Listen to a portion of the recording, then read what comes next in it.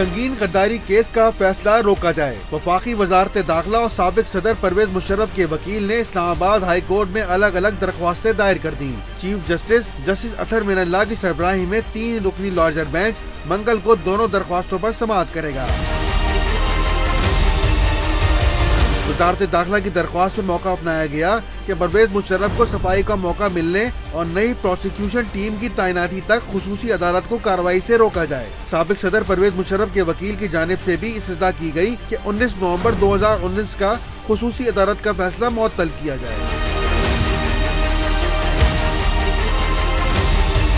دوسری جانب Lahore high court نے سابق صدر پرویز مشرف کی درخواست کے قابل سماعت ہونے پر اعتراض اٹھا دیا۔ عدالت عالیہ کی سابق صدر کے وکیل کو ہدایت کہ وہ اس نقطے پر تفصیلی معاونت کرے کہ درخواست کس طرح قابل سماعت ہے۔ عدالت نے پرویز مشرف کے وکلاء کو دلائل کے لیے 26 نومبر تک کی مہلت دے دی۔